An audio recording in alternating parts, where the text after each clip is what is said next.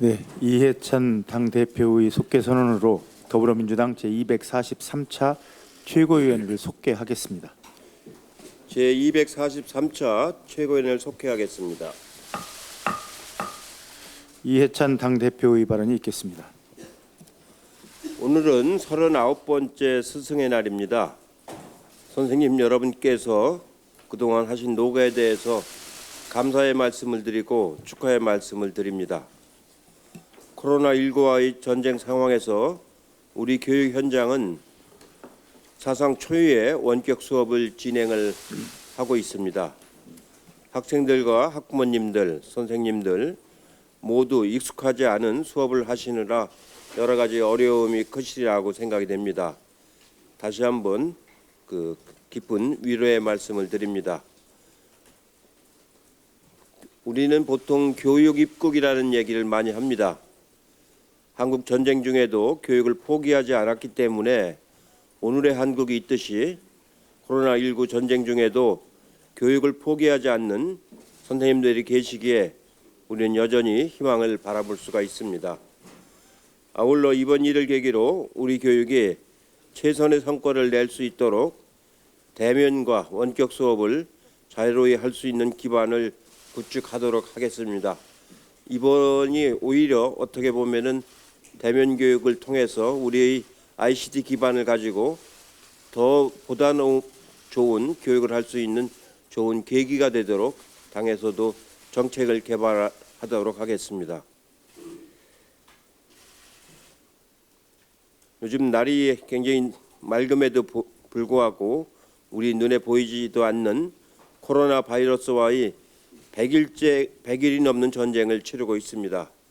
많은 국민들께서 지치기도 하시고 다가오는 경제 위기에 불안감도 또한 커질 것입니다.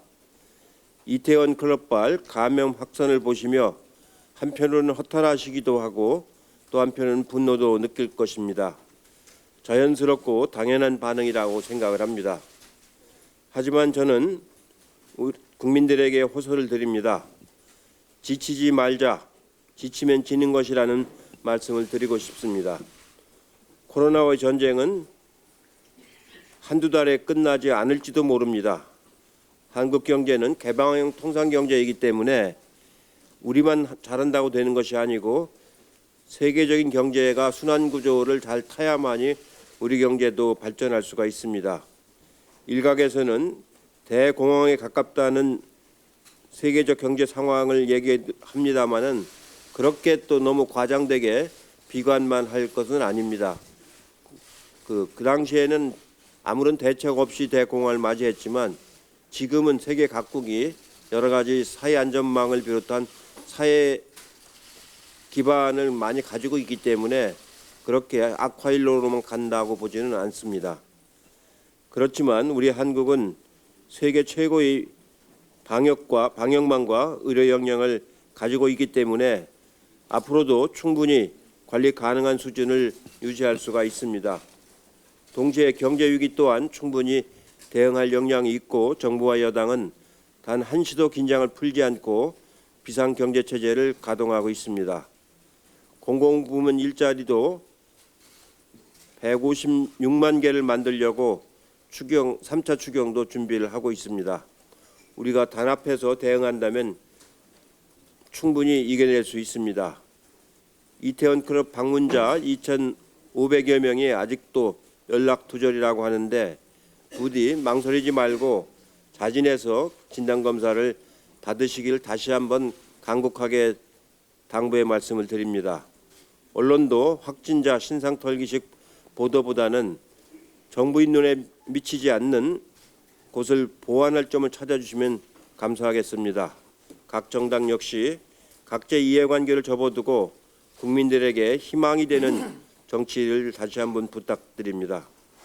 IMF 유엔 위기를 넘었고 사스 감염을 극복했듯이 우리는 이번 코로나 전쟁을 승리로 이끌고 경제 위기도 기회로 바꿀 수가 있습니다.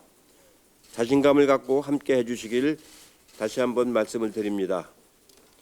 20대 국회 마지막 본회의를 20일에 개최하기로 합의를 하였습니다. 늦었지만 20대 국회가 유종의 미를 거둘 수 있게 되어 다행이라고 생각을 합니다. 코로나19 국내 대응, N번방 방지법, 헌법 불합치 법안 등 이번에 통과되지 못하면 21대 국회에서 법안 발의부터 다시 해야 하는 어려움이 있기 때문에 코로나 국난 상황임을 감안해서라도 통과시킬 수 있는 법안은 모두 통과시켜야 할 것입니다. 이 정치권 일각에서는 우리가 180석이 아니고 177석이라는 것을 강조하는 말씀을 제가 들은 바가 있습니다. 우리가 177석이라고 해서 180석을 가지고 있는 거의 효과를 못 누리는 게 아닙니다. 모든 상식 있는 정치인들이라면, 국회의원들이라면은 필요하다면은 다 동의할 수 있는 그런 국회 운영과 처리 방식을 우리가 충분히 동의를 받아낼 수 있다고 저는 생각을 합니다. 그것이 앞으로 21대 국회를 제대로 운영해 나가는 입법부의 역할이라고 생각을 하고 있습니다. 이상입니다. 네, 다음 김태년 원내대표의 발언이 있겠습니다. 5월 20일 20대 국회 마지막 본회의가 열립니다. 법안 처리를 위해 본회의 개회에 응해주신 통합당의 주호영 원내대표께 감사를 드립니다. 이 흐름을 살려서 안건 합의도 잘 되기를 기대합니다. 20대 국회에서 처리하지 못하면 자동 폐기될 법안이 아주 많습니다. 계류된 법안을 하나라도 더 통과시켜서 우리 국민들께 마지막 도리를 다 해야 합니다. 환노위에서 여야가 합의한 구직자 취업 촉진법과 고용보험법을 처리해서 고용안전망을 강화해야 합니다. 지역상권 상생 및 활성화법 등 민생경제 법안들과 디지털 성범죄 근절을 위한 N번방 방지법도 반드시 처리해야 합니다. 그리고 과거사법도 처리를 해야 합니다. 아울러 공수처가 예정대로 7월에 출범할 수 있도록 인사청문회법 등 후속 입법도 마무리해야 합니다. 본회의까지 5일 남았는데요. 5일 동안 단 한 건이라도 더 많은 법안들이 상임위에서 처리되고 또 이번 임시국회에서 처리될 수 있도록 그렇게 합의가 많았으면 좋겠습니다. 20대 국회가 유종의 미를 거둘 수 있도록 야당의 적극적인 협조를 당부드립니다. 코로나19 확산과 관련해서 한 말씀 드리겠습니다. 지금 이 순간에도 코로나19와 싸우고 계시는 우리 수많은 의료진이 있습니다. 흉터가 남도록 얼굴에 붙인 반창고, 짓무를 정도로 부르튼 손, 국민을 지키기 위한 영광스러운 싸움의 훈장입니다. 제가 인터넷을 보다가 이 사진을 보고 가슴이 아려왔습니다. 이 사진이 아마 의료용 장갑, 그게 이제 의료용 장갑을 2달 이상 끼고 우리 국민의 생명을 지키기 위해서 헌신한 우리 의료진의 부르튼 손입니다. 이 의료진 여러분의 이 헌신과 노고 위에 우리의 삶이 존재합니다. 몇 번을 말씀드려도 부족하겠지만 우리 의료진들께 존경과 감사의 인사를 다시 한번 전해드리고요. 그런데 우리 의료진의 이런 희생과 헌신을 헛되게 해서는 안 됩니다. 그간 많은 시민이 고통을 감내하며 사회적 거리 두기를 실천했고 방역 당국도 코로나19 차단에 혼신의 힘을 다해 왔습니다. 그런데 몇몇 분들의 부주의가 집단 감염을 만들어냅니다. 추적 조사 기간이 길어질수록 추가 감염 우려가 커집니다. 더 이상의 추가 감염이 발생해서는 안 됩니다. 해당 기간에 이태원을 방문한 분들은 즉시 자진 신고하고 익명으로 검사를 하고 있으니까 익명 검사를 꼭 받으실 것을 다시 한번 호소드립니다. 검사를 받아야 본인과 가족 그리고 이웃을 지킬 수 있습니다. 그리고 역학조사 때 거짓말을 하면 사회 전체를 위험에 빠뜨릴 수가 있습니다. 개인정보는 철저하게 보호될 것이니 사실만을 진술해 주시기를 바랍니다. 아울러 우리 국민들께서는 조금만 더 인내해 주시고 생활 방역 실천에 적극 협조해 주시기를 호소드립니다. 정의기억연대에 관해 한 말씀 드리겠습니다. 일본군 성노예 문제 해결을 위한 정의기억연대는 지난 수십 년간 역사와 정의를 바로 세우기 위해 노력해온 시민단체입니다. 일본군 위안부 문제에 대해서 그 누구도 관심을 갖지 않았던 1990년 정의기억연대의 전신인 한국정신대 문제대책협의회가 결성되었습니다. 정의기억연대는 지난 30년간 1439차례의 수요 집회를 진행해 왔습니다. 정의기억연대의 헌신적인 활동 덕분에 일본군 위안부 피해자 문제의 심각성과 일제의 잔인함이 전 세계에 알려졌고 공론의 장으로 나올 수 있었습니다.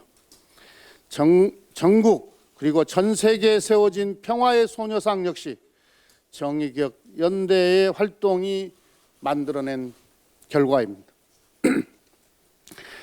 정의기억연대 기부금 관련 논란은 사실관계를 확인하면 됩니다.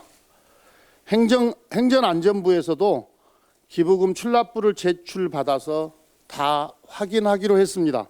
조금만 기다리면 사실관계를 우리 국민들께서 다 아실 수 있습니다. 정의기억 그런데 이 기부금 논란으로 지난 30년간 역사와 정의를 바로 세우기 위해 헌신해온 정의기억연대의 활동이 부정되어서는 안 됩니다. 이용수 할머니께서도 정의연, 정대협 활동 성과에 대한 폄훼와 소모적 논쟁이 지양되기를 바라셨습니다. 기부금 회계 처리에 실수가 있었다면 바로 잡으면 됩니다. 저는 그동안의 정의기억연대의 활동과 성과를 높게 평가합니다.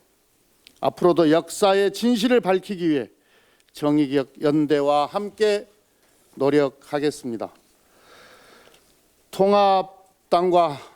미래통합당과 미래한국당이 합당하기로 결정을 했습니다.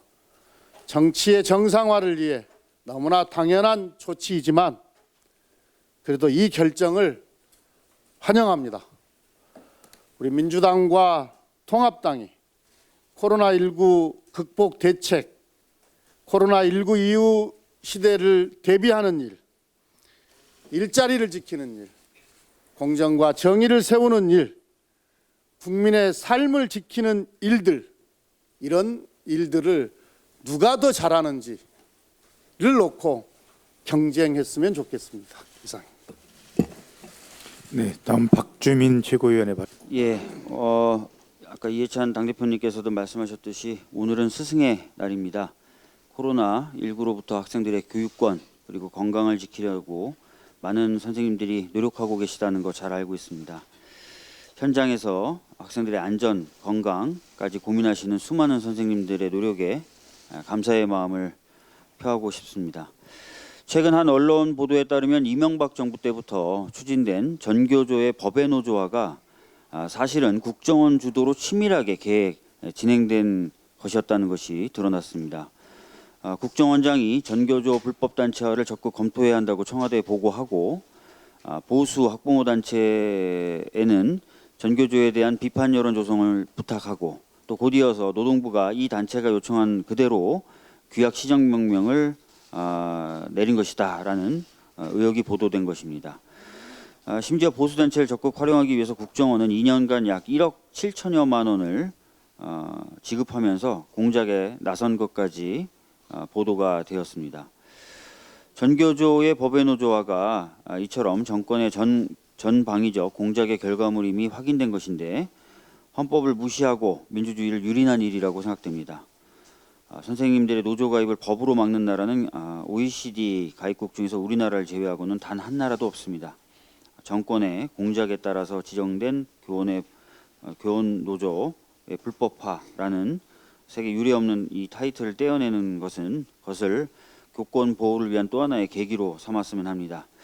그리고 제가 거듭 말씀드리지만 이처럼 국정원이 지속적으로 국내 정치에 개입하는 것을 차단해야 됩니다. 아직까지 국정원 개혁 관련된 법안이 통과됐거나 해서 제도적으로 국정원 개혁이 완비된 것이 아닙니다. 국정원 개혁도 빼어놓을 수 없는 개혁과제인 만큼 21대 국회에서는 반드시 추진돼야 된다고 생각합니다. 사회적 참사 특조위가 세월호 참사 당시에 박근혜 청와대의 대응과 관련돼서 최초의 사고 인지 시각과 내용이 지금까지 박근혜 청와대가 주장한 내용과는 달랐다는 것을 밝히고 이에 대해서 검찰에 수사 요청을 하였습니다. 당시 청와대 관계자는 9시 19분에 YTN 보도를 통해서 처음 사고를 인지했다라고 주장을 하여 왔고 이를 전제로 김기춘 전 비서실장 등에 대한 재판도 현재까지 진행되어 왔었던 것입니다. 그런데 이 사참위가 밝힌 바에 따르면 청와대 위기관리센터 문자메시지 발송 기록을 보면은 YTN 속보가 나가던 그 9시 19분에 이미 청와대가 탑승자 수를 비롯해서 더 구체적인 내용을 파악한 후에 문자 발송까지 했던 것으로 드러난 것입니다. 물론 김기춘 실장 등도 이 문자 메시지를 수진하였고요. 결론적으로 박근혜 청와대는 국민들에게 진실을 은폐하기에 급급했을 뿐만 아니라 국정조사 등에 있어서도 허위 공문서를 작성하고 허위 사실을 주장했었던 것입니다. 명백하게 위증을 한 것입니다. 심지어 당시 국가안보실 제1차장 김규현은 헌법재판소에서 열린 탄핵 사건의 증인으로 출석하여서도 이 같은 거짓 증언을 하였습니다. 이게 과연 나라다운 나라였는지 의문이 듭니다. 세월호 참사 당시에 구조를 제대로 했던 것인지 아니면 방기했던 것인지 그 책임을 정확히 묻기 위해서는 청와대에서 당시 작성됐던 여러 자료들을 봐야만 됩니다. 지금 그 대통령 기록물들은 지금 보관 기간이 지정이 돼서 대통령 기록관으로 가 있는데요. 국회 의결을 통해서 이것을 볼 수 있습니다. 21대 국회에서 해야 될 일 중에 하나가 아닌가 싶습니다. 다음 주 월요일 날 더불어민주당 초선 당선자 30여 명이 목포 세월호를 방문하고 현장에서 피해자 가족분들과 간담회를 가지기로 했습니다. 21대 국회에서도 세월호 참사 진상규명을 위해서 남은 과제들을 해결해 나가도록 하겠습니다. 이상입니다. 네, 다음 박광훈 최고위원의 발언 듣겠습니다. 5월에서 미래로 광주 민주화운동 40주년 사흘 앞으로 다가왔습니다. 한국 현대사의 물길을 돌려놓은 위대한 역사성에 더없는 경의를 표합니다. 하지만 그보다 더 무거운 마음으로 죄스러움도 지울 수가 없습니다. 5.18 정신을 헌법에 담겠다는 약속을 아직 지키지 못하고 있고 진상규명도 여전히 미흡하고 5.18을 바르게 기억하기 위한 5.18 역사 왜곡 처벌법도 통과시키지 못하고 있습니다. 정권 찬탈을 위해서 국민에게 총을 쏘고 학살하고 주검을 안매장하고 시민들을 성폭행한 전두환 정권 찬탈 세력의 만행은 시간이 지난다고 해서 잊혀지거나 그 죄가 결코 가벼워지지 않습니다. 그런데 여전히 5.18을 망언과 왜곡으로 거짓 선동으로 색칠하는 반민주적, 반역사적, 반헌법적 작태가 벌어지고 있습니다. 우리 당 허위조작정보대책특별위원회에서 지난해 5.18 39주년부터 최근까지 온라인에서 생산, 유통되고 있는 153건의 5.18 관련 허위조작 정보를 확인했습니다. 5.18 허위조작 정보의 공장 역할을 해온 한 구선동 인물은 최근 특정 광주 시민을 북한군이라고 지목한 자신의 게시글을 삭제했습니다. 법원에서 피해 시민들에게 손해배상을 하라는 판결이 나왔기 때문입니다. 하지만 이 극우 선동 인물이 삭제한 내용은 그가 생산한 허위 조작 정보의 극히 일부에 불과합니다. 현행법에서 명예훼손은 피해자가 특정돼야 처벌할 수 있도록 되어 있기 때문입니다. 그런데 5.18 민주화 운동을 왜곡하고 있는 것은 사실이지만 피해자가 특정되지 않았다는 이유로 법원은 무죄를 선고하고 있습니다. 앞서 말씀드린 153건의 허위 조작 정보 가운데 80%인 121건이 법적 책임을 피하기 위해서 당사자를 특정하지 않은 채 5.18 민주화운동 전체를 왜곡하고 유가족을 모욕하는 거짓 선동입니다. 법의 사각지대를 악랄하게 활보하고 있는 것입니다. 광주하지만 5.18의 역사를 비트는 범죄 행위를 뿌리 뽑아야 우리 사회가 정의와 상식으로 통합될 수 있습니다. 따라서 5.18 역사 왜곡 처벌법 통과가 반드시 필요하고 이것은 우리 국회의 역사적 사명이 될 것입니다. 미래통합당 지도부가 5.18 민주화운동 기념식에 참석한다고 합니다. 5.18 영령과 유가족 그리고 광주 시민 또 국민 앞에 5.18 정신을 계승하겠다는 다짐을 해야 하고 할 것으로 믿습니다. 그리고 광주를 방문하기 전에 5.18 역사 왜곡 처벌법을 반드시 통과시키겠다는 최소한의 인식과 태도를 보여줄 것을 기대합니다. 코로나로 정상적 개강이 늦어지면서 대학생들이 등록금 반환을 요구하고 또 법적 대응에 나서기로 했다는 소식입니다. 한 플랫폼의 설문조사를 보면 재학생의 86%가 1학기 등록금을 반환하거나 감면해야 한다고 요구하고 있습니다. 여론조사 기관의 조사도 국민의 75%가 학생들의 이런 요구에 공감하고 있는 것으로 나타납니다. 학생들은 학자금 대출이나 아르바이트로 등록금을 마련하고 있습니다. 그러나 지금은 아르바이트를 구하는 것도 쉽지 않은 그런 상황이라고 합니다. 학교 측도 원격 수업 지원이나 교직원 인건비 때문에 비용 지출은 줄지 않고 있습니다. 코로나 이전과 크게 다르지 않기 때문에 많은 고민에 빠져 있을 것으로 충분히 이해합니다. 이런 상황에서 국회가 정부와 대학들과 함께 지혜를 모으는 것이 필요하지 않을까 생각합니다. 그 해법은 구체적으로 제시하기는 이 자리에서 하기는 어렵습니다만 대학교육협의회가 제안한 대학혁신지원사업비를 장학금으로 사용하는 방법이라든지 충분히 실현 가능한 그런 방안들을 국회가 적극적으로 마련하는 노력이 필요하다 이렇게 생각을 합니다. 코로나가 전례 없는 위기입니다. 그러다 보니까 대응 방안도 사실 전례를 찾기가 어렵습니다. 그런데 전례가 없다는 이유로 대책을 마련하지 못한다면 이것은 과거의 틀에 갇혀 있는 것이 될 것입니다. 시간이 매우 중요합니다.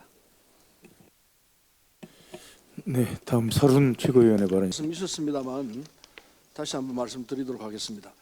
어제 주호영 미래통합당 원내대표와 문유철 미래한국당 대표가 초속한 합당을 추진하겠다고 밝혔습니다. 늦었지만 다행이라고 생각합니다.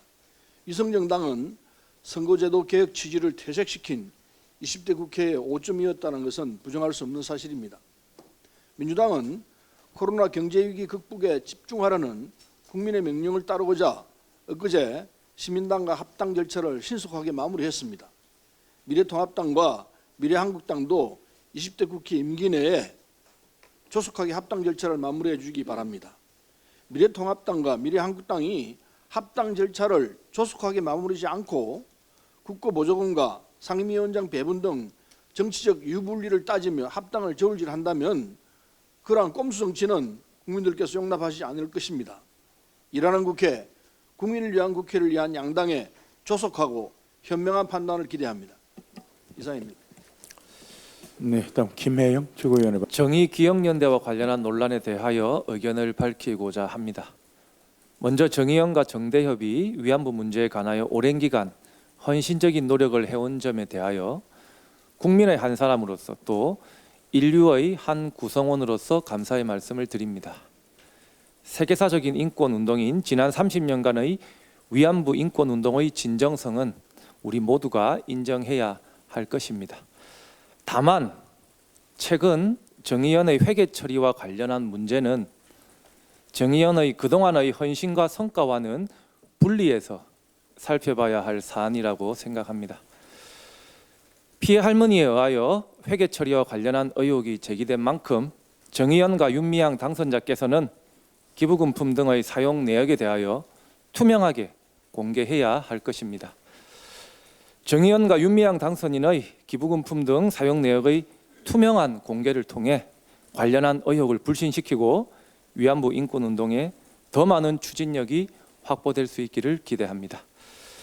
더불어민주당에서도 이번 논란의 조속한 마무리와 함께 위안부 문제에 대한 일본의 진실된 반성과 사죄, 피해자 명예회복과 치유를 위해 지속적으로 노력해 나가겠습니다. 이상입니다. 남인순 최고위원의 발언이 있겠습니다. 미래통합당이 미성정당인 미래한국당과 합당을 선언한 것을 환영합니다.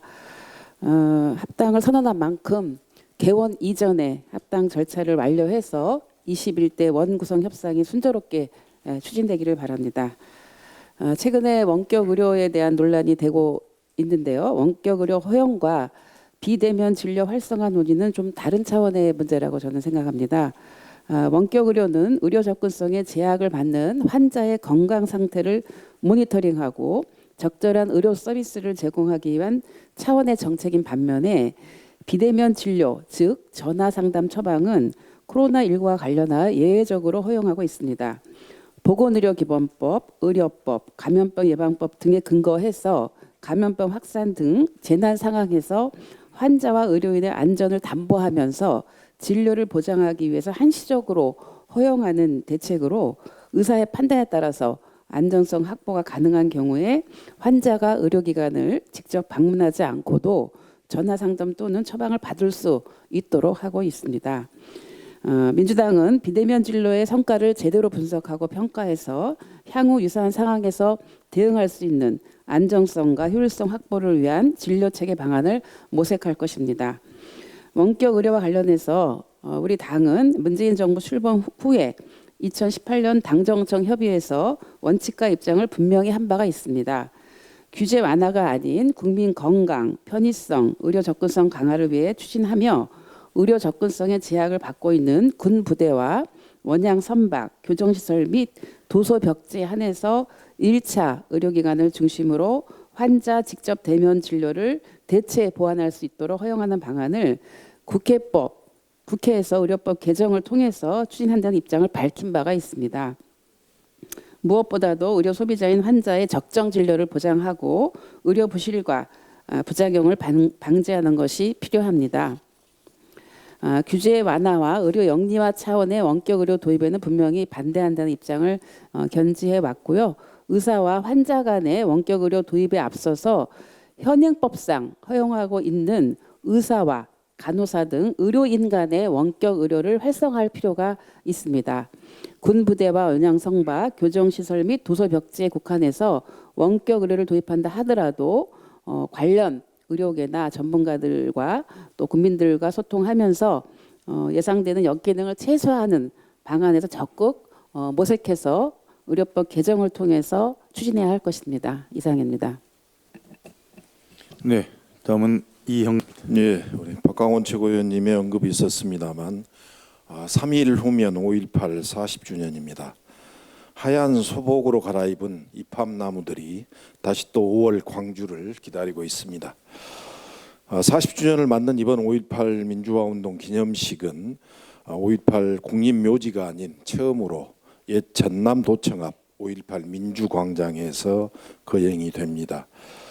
5.18 민주광장은 80년 5월 항쟁의 시발점이자 당시 신군부의 총칼에 맞서 시민들이 저항했던 마지막 항쟁지였던 만큼 대한민국 민주주의의 상징적인 장소로서 그 역사적 의미가 남다르다 이렇게 생각됩니다.